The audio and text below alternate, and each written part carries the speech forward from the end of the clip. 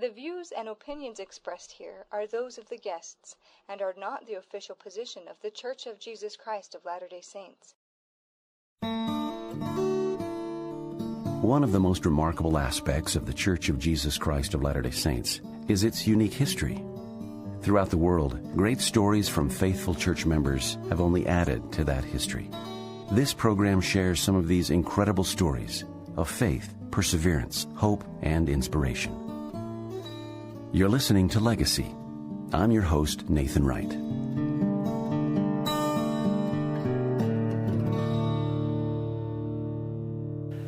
We are broadcasting from the Mormon Channel studio in the Conference Center in Salt Lake City. This program is being heard on HD radio and on the Internet. Broadcasting has become a powerful and effective means for communicating the gospel message throughout the world. General Conference is heard on every continent in numerous languages. But what if you couldn't hear? Or what if you were unable to read the scriptures or lesson manuals? Today we're talking about disability services and its history in the church. And joining us today are Doug Hind and Brent Meisinger, employees of the church's curriculum department who work with disability services. And if I could just ask both of you, brethren, to kind of introduce yourself to our audience. Brent, why don't you go first? Okay, well, I've been at the church for 2 years now, and I am Doug's assistant. Well, my name is Doug Hind, and I've been working in this area for the church for about 28 years now. I was asked to serve on a committee many years ago to help develop a dictionary of sign language for the deaf. And once I was on that committee, they asked me if I'd be willing to come and work full-time for the church. And that's basically how I got started. And my parents are both deaf, and so I have background in deafness. And when I came to work for the church, I thought that that was the only thing I would be working on.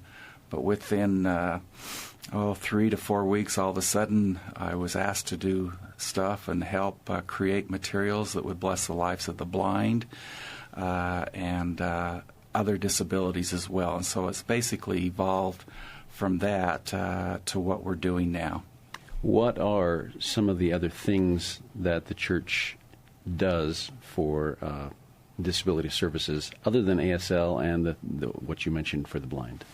Well, of course, there's the standard products that are simple to do in a way, where we create American Sign Language. Recently, the sign language translation we took care of in our department, but fortunately there was a need that we move that to the translation department, where I certainly feel like it needs to be. And I felt at that time more stuff could be done if we had more help to do that. And then, of course, so we're providing American Sign Language on the Internet as far as translation of general conferences, any broadcast, those type of things. The other things, of course, are audio recordings, which we have done ever since I've been here. And we provide the Ensign magazines, the Friend, the New Era, on audio recordings so that the blind can use. And many times people will think that audio recording is basically only for those who are visually impaired, but there's many other disabilities, like maybe learning disabilities or individuals who have a very difficult time reading, that it's blessed the lives of those individuals as well. Then, of course, what's really exciting is we do provide a lot of material in Braille, and we at this time are doing 2 languages in Braille. We do English Braille and also Spanish Braille. And Brent works on that quite a bit. That's one of his big responsibilities, is to be able to organize and make sure things are running smoothly. And what's really exciting is that we're able to put these 3 items that I just spoke of on the Internet, where people can go and download those, and especially Braille. When I tell people that Braille is on the Internet, they're kind of confused on how are blind people going to read? Okay. Do they put their fingers on top of the screen and do the Braille cells pop out of the screen? How does it work? And it's really interesting. I think technology, especially in the area of disabilities, I have a strong feeling that our Father in Heaven has put a lot of this material and equipment here upon the earth for those who have disabilities. And Brent had an opportunity just a couple of weeks ago, maybe a month or so, to attend a technology convention back east. And I'd like him to take a minute, too, and talk about technology and some of the things that he learned. And hopefully in the future, the church will be able to take these new technology devices and allow those things to reach the members of the church who have disabilities, who might have a difficult time reading or understanding or seeing or whatever, so that they'll be blessed and receive the gospel as well. Another thing really quickly, and then I'll give Brent a second. Another big thing that has happened over the last couple of years is we were able to develop a web page on LDS.org for disabilities. And there, that page is blessing a lot of lives because, first of all, you have those with disabilities, and if we can give those individuals opportunities to learn that way, it makes it great. But then we have to look at leaders who don't understand how they might be able to provide services or understanding to individuals with disabilities. And the third one, of course, is family members who have individuals in their families who have disabilities. You don't realize how difficult it is often to maybe have a child or an adult who has a disability. And not having understanding, it can really hurt. And myself, as a child of deaf parents, and my parents had 7 children, often we had some struggles to deal with because, again, my parents were deaf, and we had to learn how to deal with those issues. And, of course, we got away with murder sometimes as far as doing things that they couldn't hear us doing, and I don't think I should get into that. But again, technology, I think, is some things that we're excited about and see what we can do. And, again, I think, Brent, maybe you can explain about the the new DAISY format that's coming out and those type of things. Sure. Doug just mentioned the DAISY format, and DAISY is actually an acronym, and I won't try to explain the whole acronym lest I embarrass myself, but DAISY, what it does is actually formats audio files and text files together, and it puts them into a navigation so that a person who is blind can download this formatted audio file, and then they can navigate either chapter by chapter or section by section. So, for example, if we send them an audio file with all the church magazines on it, it might have the Ensign, the Friend, and the New Era on it, then they can navigate between the 3 magazines, and then also they can navigate further down to article by article. And that allows them more freedom to jump back and forth within an audio recording instead of fast-forwarding or rewinding within that audio recording.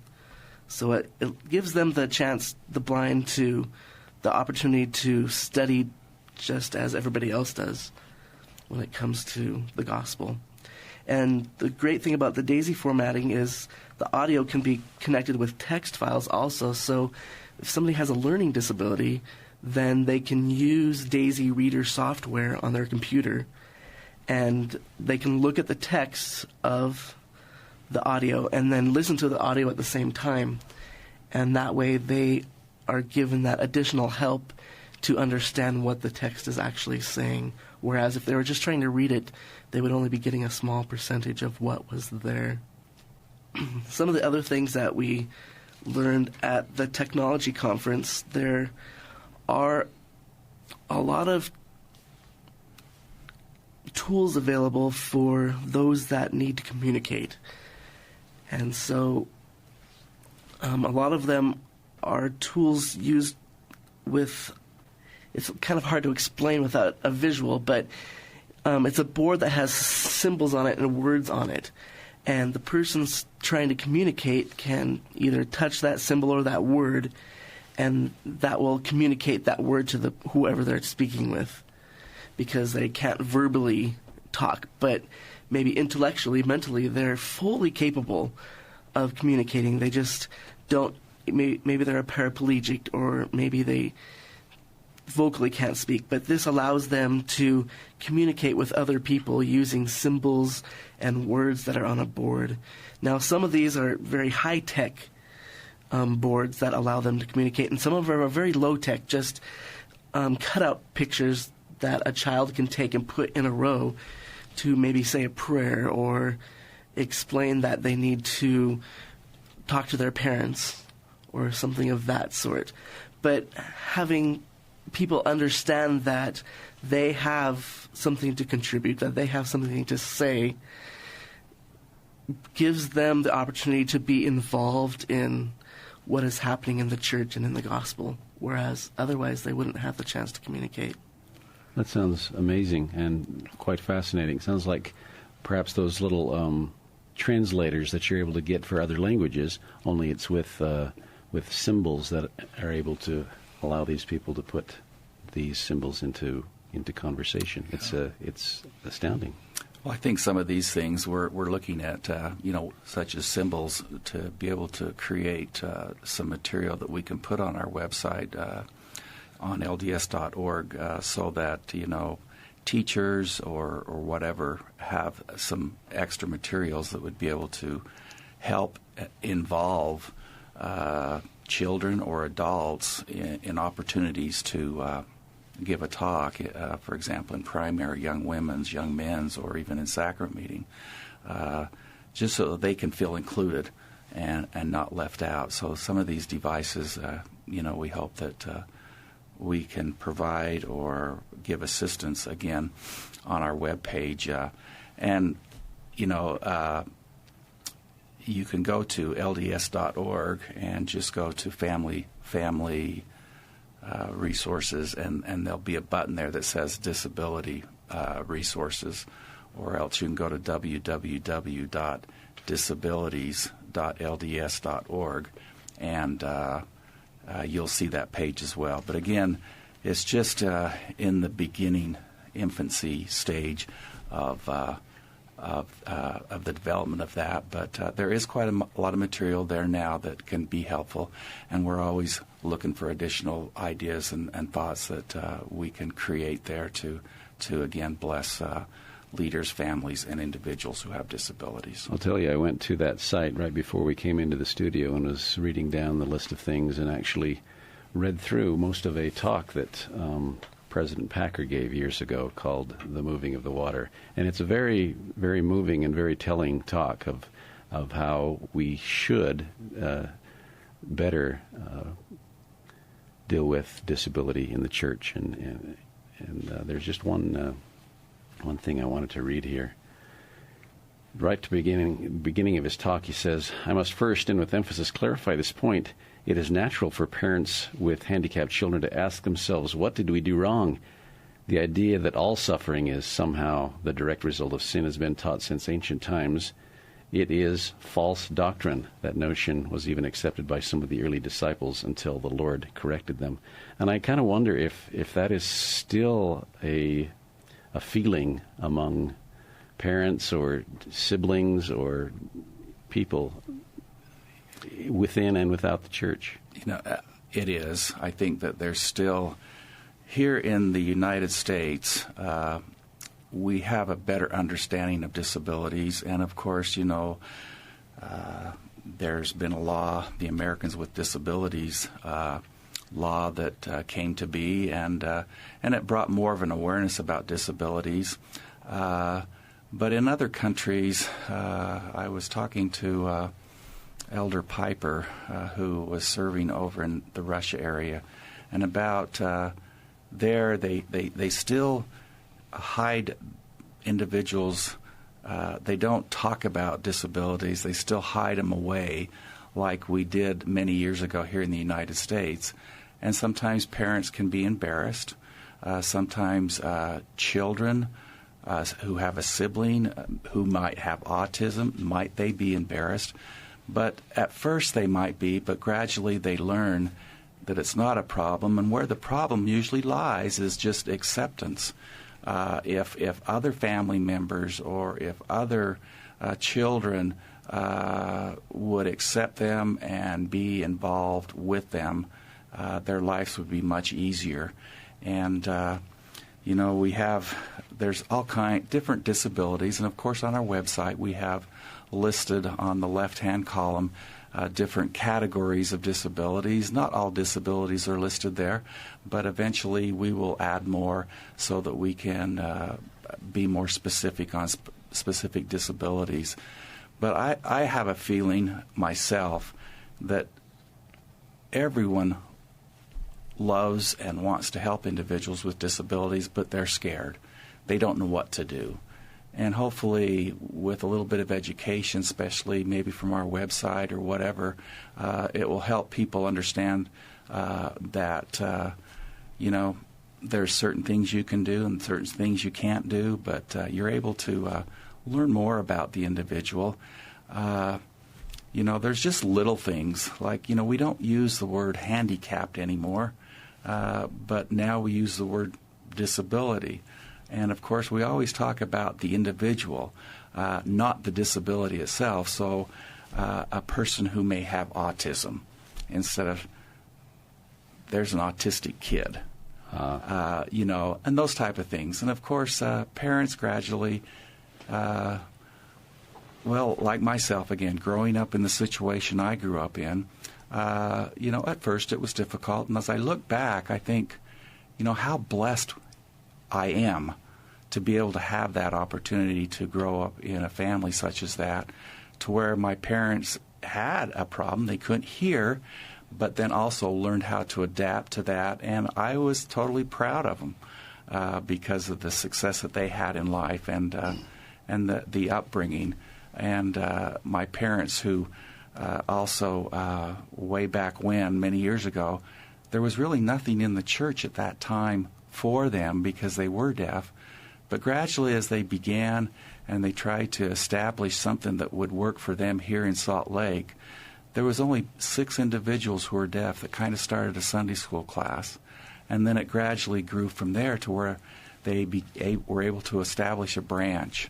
And then, of course, today you have wards for the deaf. And so there's many units throughout the United States and in other countries that have things that are established so that individuals who may have a disability can serve. And it's very hard for a deaf person to become a bishop in a hearing ward because they can't communicate sometimes with the hearing members, but by having a deaf ward or a deaf branch, it gives them the opportunity to serve.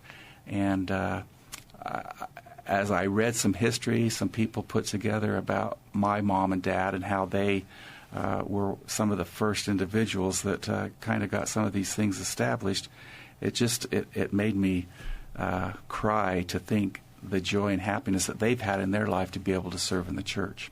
And I think it's important, again, for all individuals who have disabilities to serve somehow.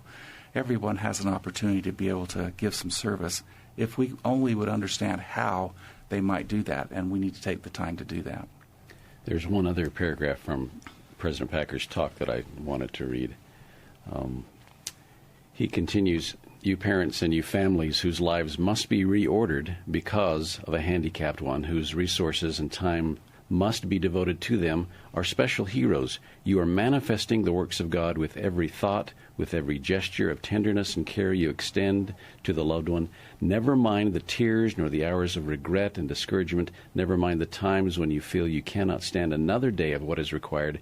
You are living the principles of the gospel of Jesus Christ in exceptional purity, and you perfect yourselves in the process." I just think that was an amazing It's beautiful. Encouragement of people who are living with disability in their family. I've often heard Doug say, since I've been here, that we are not here to help those with disabilities, but those with disabilities are here to bless our lives, to help us to learn, to grow, and to learn how to love and serve each other. And part of what President Packer was talking about in that talk is he quoted, this is from John, as Jesus passed by, he saw a man which was blind from his birth. And his disciples asked him, saying, Master, who did sin, this man or his parents, that he was born blind? Jesus answered, Neither hath this man sinned, nor his parents, but that the works of God should be made manifest in him. And then he says, There is little room for feelings of guilt in connection with handicaps. Some may result from carelessness or abuse, and some through addiction of parents, but most of them do not. Afflictions come to the innocent. And so, yes, to me, like you say, it is the innocents that are helping us become better in our lives. Very much so. And I've always felt that if more people would be involved with individuals with disabilities, again, their life would totally change, and we would have many more loving people in the world today by being involved in helping. And it's just with anybody. When we give service to people, it doesn't matter if they have a disability or not, I think I always come away just totally happy and glad that I was able to do that. Last Saturday we had the opportunity, our family has a foundation that we have set up where we are trying to help deaf children learn more about the gospel. And we had a holiday party, a Christmas party that we gave, and it was so exciting to see these little kids who are deaf and their families come.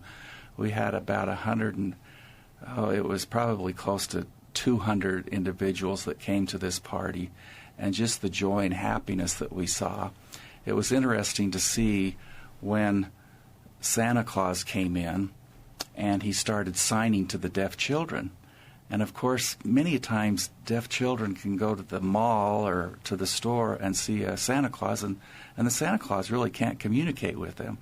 But by seeing this Santa Claus communicate with them in sign language, their language, I looked over at my brother and he had tears in his eyes, and I think it really brought us back home of the importance it is to serve one another and to bring joy. And it was really exciting to see these young kids so happy to be able to be involved with that. And again, the more we can give of our time and our talents and everything that the Lord's blessed us with, our life will be much easier and happier. Thank you. Over the past 21 years that I've worked for the church, I've had the opportunity to help with disability services projects, and one of the big projects I remember was the Book of Mormon in American Sign Language. Now, if our listeners can just imagine putting all of the Book of Mormon in video format, reading it in sign language, it took, how many years did it take, Doug? I can't remember how many years. It must have been at least 5 to 7. I think it was closer to 8 years. 8 years. It was a long process. I can still remember back when I recommended that the Book of Mormon be translated into ASL. And, of course, at the time it came back to me and many comments were said, well, just give them a book and let them read it. And again, that's where sometimes there's lack of understanding on people who don't understand. We have to realize that many deaf people, their first language is sign language. It's not English, and so sometimes it's very difficult for them to read the English language. And so finally we were able to get the approval to move forward and do that. And again, when you're working on something for 8 years and you're using the same individual on the video, you had to keep her looking the same. After 8 years, she had 3 kids, and, it kind of went on, and we had to use a wig for her hairdo so it could stay the same pretty much. But Sister Diaz, who did that, she did an excellent job. And myself personally, I would rather watch the ASL Book of Mormon than actually read the English version. I get so much more out of the Book of Mormon by just watching it in ASL sign language. It took some time, but finally it came to be, and it's out and it's available. And what's interesting, I can't remember how many DVDs it's on. It's probably probably about 15 or 18 DVDs for the whole Book of Mormon. And I recall when we were doing the designing of the disc and so forth, they brought it to me, and the background was gold. And I says, "Oh, great! The deaf people have the gold Book of Mormon. The real plates are right here." And we just kind of laughed at it. But again, as we the only problem is, of course, we're hoping that someday, well, hopefully soon, the ASL Book of Mormon will be online. And this will give the deaf people opportunities to not have to stick a disc in. 18 disc, if you want to go to Alma or if you want to go to Helaman, you'll be able to just push a button, and then on your internet, on your computer, it will just go directly to that chapter and verse.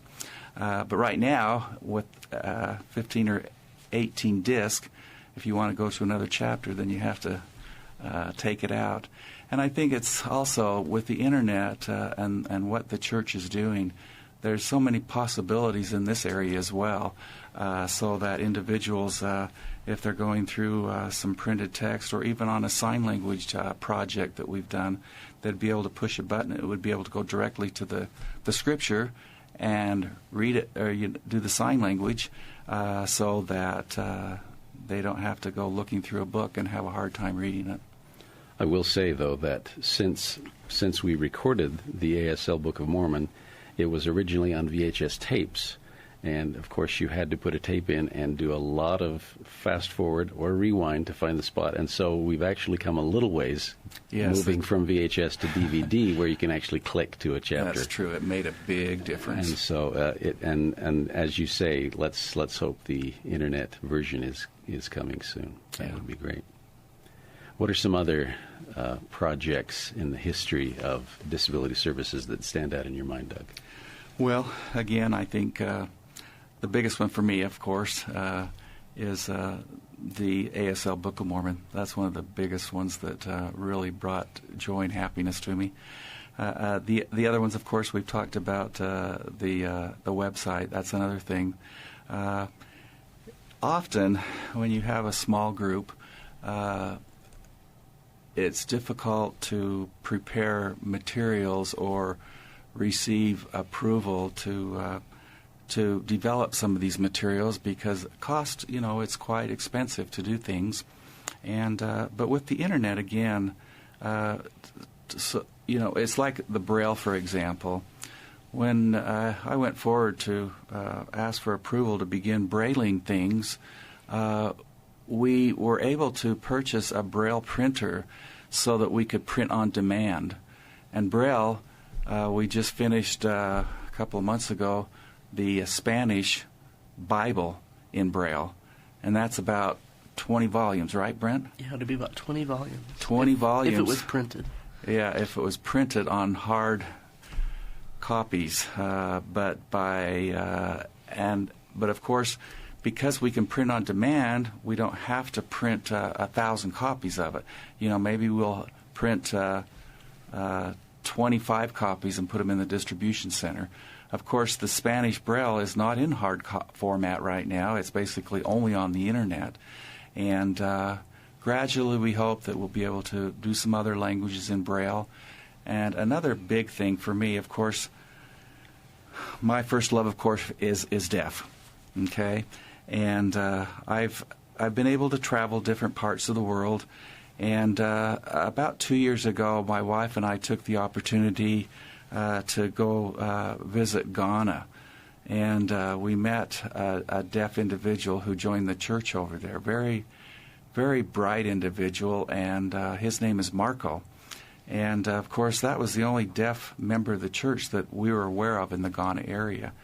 But as I traveled to different schools that were teaching deaf children, I just thought, how wonderful it would be to be able to move deaf work into different countries. And, of course, it's just like in South America. There's individuals down there that are struggling and trying, and they're members of the church, but there's no materials or there's no help as far as interpreters or things like that.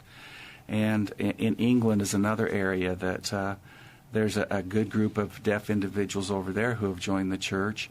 And so there's deaf members of the church in many different areas, but again, there's things that we need to, just simple things that would help them. Sign language is not the same in all the world. It's interesting, though, when I went to Ghana, I didn't know what to expect, but it was interesting because Ghana, they use American Sign Language. And so I thought, well, that's a great area. Let's get some missionaries over there. And I did some praying on that, and I went to church to the deaf ward one Sunday, and one of the deaf families come up to me and says, guess what? My son got called on a mission to Ghana. I says, well, if your son knows sign language, I bet he could do something over there. And so I pray that hopefully something will start over there, because we have a resource that's in that mission now. So, there's many things, and I think right now we're in the process of translating the disability site on LDS.org into the 9 basic languages of the Internet. And again, I think that will help a great deal too. And that was one thing that Elder Piper mentioned to me. He says we need to look at other countries. There's very little resources in those other countries. And he was telling me a story about his daughter, where they were trying to find a school for her to go to. And the country was so proud that they only had one school for individuals with disabilities. And again, that's what I'm saying. They don't want to admit they have individuals who have disabilities, but I'm from the school as if you try to hide things and you don't bring them out, you won't get the help you need. And then, of course, I also feel if you don't let us know you've got a disability, then how can we help you? And then you're really taking away my joy and happiness, because I'm not able to serve you. And so I think the more and more awareness that the church can provide to, again, leaders, family members, and individuals with disabilities, more things can happen, and we can bring more individuals closer. I think disabilities is also in a place where we could bring a lot more members in the church to the church with different services. We also, in some areas here locally, there's what they call special mutuals and special primaries, and that's also another way that some of these individuals who need special services are receiving some of the gospel teachings from that as well. And I think that you'll see in the future maybe more of that coming to other areas, to where they might have a program regionally. And of course that all depends on the area presidencies or the area leaders to look at that and approve something for those areas. And there's also, in addition to the primaries and mutuals, there are also seminaries and institutes that try to serve those with disabilities. And that's another exciting thing that when Brent brought that up, about a year or two ago, the church education department hired an individual who is deaf, and he is now teaching seminary and institute over the Internet. Individuals who are deaf now, again, technology has come into play. Way back when I was a kid and my dad became the branch president, I had to be his earpiece because I'd have to call on the phone for him because he couldn't use the phone. And then gradually, I can remember the day now where there was a new technology that the deaf people were able to communicate through an old teletext machine. And you'd just take the phone, you'd put it on the cradle, and you'd start typing, and the noise would go through the phone line to the other person who had a teletext machine, and you'd be able to type back and forth. Well, of course, my dad, he didn't even know where A and B was on a typewriter. And so a lot of times my mom would be typing for him, but then she'd miss every other key, and so the spelling didn't look too good either. But then, just a few years ago, and it could be longer than that, but a new invention where you have video phones. So deaf people now are able to communicate all over the world through sign language through the Internet. And so I've been looking at different ways that how this could also benefit the church, because in many areas there might be a deaf person in a ward or a branch that have no way to communicate with individuals there. And if they had an interpreter, to be able to interpret sacrament meeting or interpret different things, it would bless their lives. But it's being looked into that maybe it's a possibility for people to volunteer to interpret over the internet. So if I'm here in Salt Lake and somebody is in Ohio, they need an interpreter, we can actually hook up to the internet with the video phones, and I could hear what's happening in the meeting, and I could just basically interpret for them there. Deaf people need an interpreter to go and receive their temple recommends, to go in for interviews, many of things that they're left out of. And the other thing, of course, is more training could be done in their language, as well as missionary work. It was interesting. There was a missionary just recently in Florida who was deaf, and he was on his mission, and he actually started doing some video phone contacting, not knocking on the doors, but doing it through the video phone. And he actually got someone on the screen and started talking to him, and the person became very interested. And he says, "Well, do you mind if we come over and visit you?" And she says, "Well, yes." And he says, "Well, what's your address?" And come to find out, he was talking to somebody in Oregon, and he had no idea. He thought they were in his mission area. And so anyway, he at least opened the door and was able to send that referral to that mission, where that mission happened to have some deaf missionaries as well, and that lady happened to join the church. And so again, with these different possibilities, we can expand to these areas. Another thing that I forgot to bring up, and that was captioning. Many a times individuals who are deaf, and especially individuals who have gone deaf later in life, will want to read, and by having closed captioning, and I'm sure most people know what closed captioning is, but they're able to turn on their monitors, and if the captioning is being provided by the provider, then they would be able to receive the text of that. And again, there are many people who are deaf, and maybe who are deaf later in life. And my parents lost their hearing when they were 10 and 7 from spinal meningitis, and so they did have some English background before they become deaf. And so my mom, of course, is a very fluent reader, and she very much enjoys reading the captioning. And she also loves music, believe it or not. Even though she's deaf, she still has a rhythm, and it's very interesting. Even though she can't hear it, she loves music in the spoken word. And when the church began to close caption that, she just thought that was the best thing on earth that could ever happen. And so closed captioning is another device or technology that allows people who are hard of hearing or latent deaf to be able to use services as well. I've had the opportunity, as I mentioned, doing several things which included reading for the blind magazines of the church. And a lot of people may think, well, it's just for the blind, these recordings, but anyone in the church can log in and download any of the recordings and be used that way with the scriptures or the magazines or whatever. It's very, very accessible. Yeah, and that's one thing that's been very interesting, and I think, again, we started recording the magazines many, many years ago. It was at the time where we began when they had floppy disk and provided it that way, and then gradually it moved to the audio cassette, and now it's going to go to the Daisy Flash format. And so now there is general membership of the church are using it. I recall back before the internet, and we would produce the magazines, and they were on half-speed 4-track cassettes. And you could only use those if you had a machine that would play those. Yep. And, of course, the Library of Congress provided to individuals who had disabilities those machines, and so they were the only ones that could use this service. And we would receive calls all the time from people who commuted in their car truck drivers, whatever, and they wanted to get these cassettes because they wanted to be able to listen to it.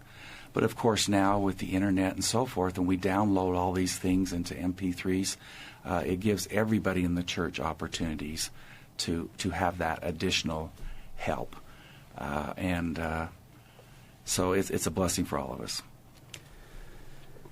Is there anything else either of you would like to add to today's conversation?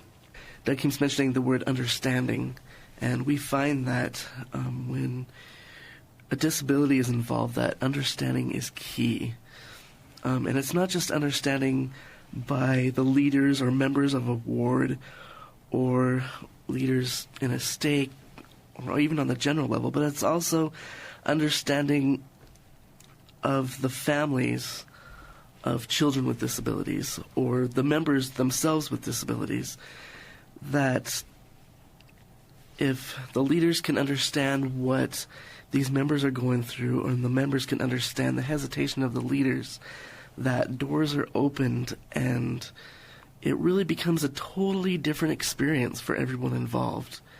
These members that have children with disabilities or members with disabilities, if they take the time to share what their life is like, to help a primary teacher understand what their child needs, how they best learn, then that primary teacher can better teach that child so they can help learn. A bishop can have a better understanding of how the ward in general can serve that family. They get a better understanding of, how much these parents really go through. And sometimes it's really hard for families to ask for help and assistance. So if these leaders have that understanding, if the families share, then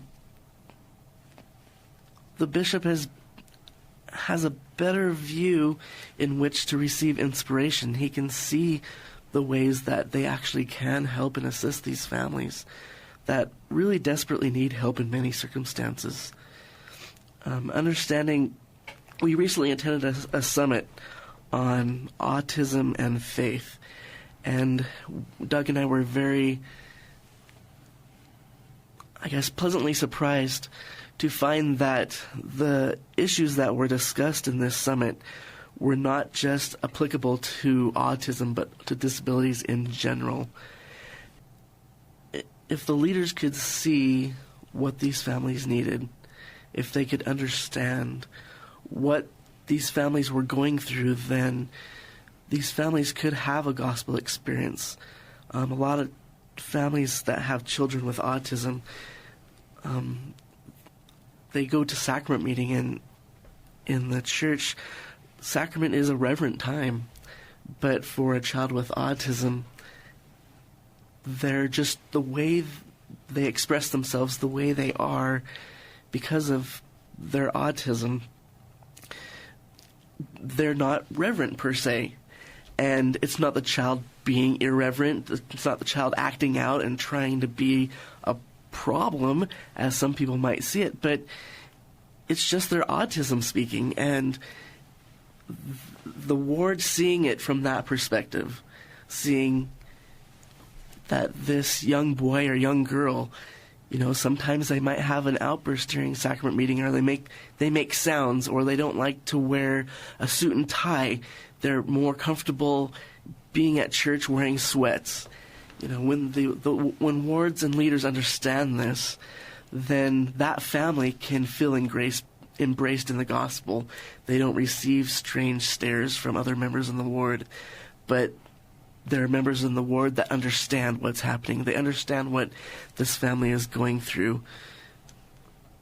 And that makes it a place of acceptance for them, whereas sometimes they can feel that it's not a place of acceptance to be in sacrament meeting.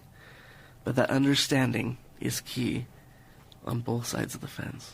Sounds like if people on both sides, as you say, can get past the hesitancy to find out what can be done to help or to reach this understanding that you're both referring to, then we can get to that understanding. Yeah, I think if we can just take away the fear and 99% of the time, families want you to come up and talk to them. You won't embarrass them, but if they know by you asking a question or how can I help, will totally open up the door so that there's communication there. There's hidden disabilities that are out there as well. Especially learning disabilities where maybe a child comes into primary and we say, we're going to memorize the 13 Articles of Faith, and this child might have a very difficult time learning how, or is not able to memorize as well as other children.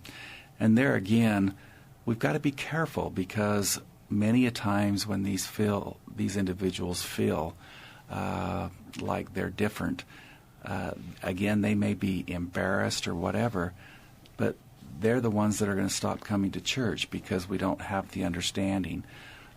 There's different ways. I continue mentioning to individuals in the curriculum department, sometimes we need to simplify some of this stuff. Simplification is very important, especially in the case of many who have disabilities. And I mentioned in a meeting just a day or two ago when we were talking about different ways of preparing manuals or materials, I said, okay, well, if we put something on the internet, we need to make a simplified lesson that can go along with it. So if a teacher or whatever has an individual in their class that maybe needs some help, where often individuals, primary teachers or teachers in general, may not have the ability to know how to simplify a lesson. But to give them a few ideas and those type of things, and then they take in the time to do that. And also, individuals, bishops, whatever, have had the opportunities to call assistants, an assistant to a teacher who may have a class that has a child in it who may have a disability. And this assistant also can include that child or that adult in the same class, but if needs be, that assistant can assist if that individual's acting up or whatever, and take them out for a little bit and then bring them back in. Or again, autism is it seems to be growing. It seems like there's more diagnosis of autism nowadays, and so we're seeing more and more of it. And we as members of the church and as leaders need to be prepared for this, because we don't want to lose those families, and we want to be able to give them as much as we have as well. And we work together and be united that way, and individuals, families again, will feel more welcomed and more involved. And depends on what their conviction is or what their faith is. If they've got a real strong testimony, they may get through it. Maybe those who have a weaker testimony might feel like it's easier just to stay home and not deal with it. And that's where we come into play, is where we can help those families to be involved and help in those situations. Excellent. This has been a fascinating and enlightening conversation today. Is there anything else that you feel like you'd like to add? And the only thing I have to Brent? say is, Doug mentioned that we're translating the disabilities.lds.org site into 9 internet languages. And so it's really given us a perspective, not that that Doug hasn't always had it, because he's always tried to work internationally, but this is really opening up the doors to address disabilities in an international scene, because it really is an international issue, and internationally it's a bigger issue even than it is here in the United States, because it is not as addressed as it is here in the U.S., and there's a lot of understanding that we have here in the United States, but it's very much less so in other countries. I served my mission in Korea, and the members, I served in the deaf branch in Seoul, Korea, when I was there. And I was thinking about this earlier when Doug was talking about Ghana, but the members of that deaf branch in Korea, they're very, very strong in the gospel. They have deep testimonies in their Heavenly Father and their Savior Jesus Christ. They face fierce opposition from other religions who have deaf congregations. It's very akin to what the early saints went through as far as persecution goes, but these members, many of them really have strong testimonies and strive to live the gospel and do everything that they can to learn the gospel despite not having a lot of materials available to them in Korean Sign Language. There's very few things available to them, but they really work hard to form a cohesive unit that they lean on each other for strength, and they lean on their Heavenly Father to sustain them in the troubles that they have. But their joy in the gospel is evident and sure, and it always makes me happy to think about them and their strength that they have and the joy that they have being with each other in the gospel. And as you say, that joy they feel and this situation could probably be duplicated, or it could be seen in many locations throughout the world. Very much so. With various. And when Brent mentioned that, I was thinking I was asked to go and speak at an international conference in South America, and again, it was just a joy to be able to see the different individuals down there. But it was interesting. Again, different churches are trying to get in to the deaf community in those areas. I know I have a sister who is a professor, and she travels down to South America quite often, and to work with deaf situations, bilingual education, and those type of things. And she emailed me just a short time ago and told me how that in Peru, where she was, there's the Jehovah Witnesses are really working hard to provide sign language interpretation, to teach sign language, and those type of things. And so again, the deaf people gravitate to those who accept them or who they can communicate with. And again, that's why it's very difficult for a deaf person to be included in a regular ward where there's no other deaf people in it. That's why it's so important to have deaf branches, to have deaf wards, to maybe even have regional deaf counselors or something like that. I remember just recently I was working with the church welfare department and talking to them about they need some counselors that could counsel to the deaf people, because again, going through an interpreter is okay, but it's just not the same. And fortunately, again, there is a deaf individual who is a counselor that works for welfare services. And again, he's able to start taking referrals from bishops and again, counseling over the internet, again, through the VP phone, because, again, deaf people are scattered to many different areas. And so, again, technology, to me right now, is wonderful, but just think in the next few years how much better it's going to be. And those are some of the visions that I kind of have, especially for missionary work to the deaf. I think it can be a great asset. I think another area it could be helpful too is teaching young children about the gospel. Many times young children who are deaf and who have been born into a family where no one knows how to communicate with them, 9 times out of 10, if a family will learn to communicate with the child, and I'm speaking of American Sign Language, that child will learn the gospel much better. And again, they will be outstanding missionaries. I myself had the opportunity many years ago to go on a mission to the deaf. And I think that's where I learned a lot more. Even though I grew up with deafness, I associated with deaf people and so forth, it was basically deaf people in the church that I knew. But when I got in the mission field, I mingled and associated with non-members of the church as we taught the gospel. And I learned a great deal from them as well. And I learned about different churches and what they're doing to help the deaf community. But again, deaf people will gravitate together. And as they do, one of the biggest reasons they do is because they can communicate. They can communicate in their native language. And, English and ASL are different.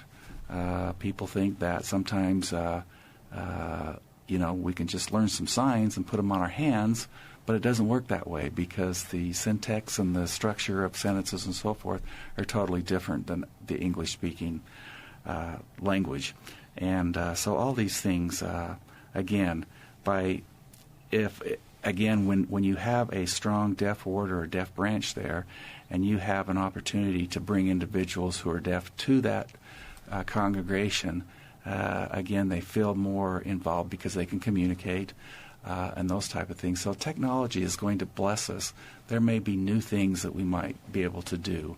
Again, where we need interpreters, individual who is deaf and needs a temple recommend. Another thing that will be exciting is I recall when I was on my mission and I had a deaf companion, the mission president needed to interview my companion. Well, he needed an interpreter. Well, guess what? He had me come in and interpret, and so my companion couldn't say anything bad against me because I was in the room, but he did.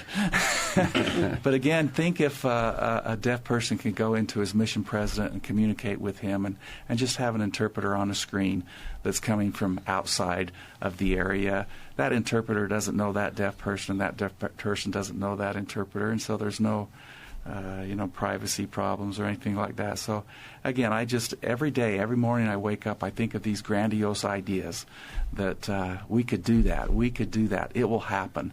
And it's just, we just have to wait for the time to happen. And so I'm totally excited. I keep telling Brent here, I says, I need to take an early retirement, and I need to go out and do some of these things more so than I'm doing here. And I just have a great desire to be able to build the church for the deaf in many countries throughout the church, because it's time, and it will happen, and they will be blessed as well. Thank you very much.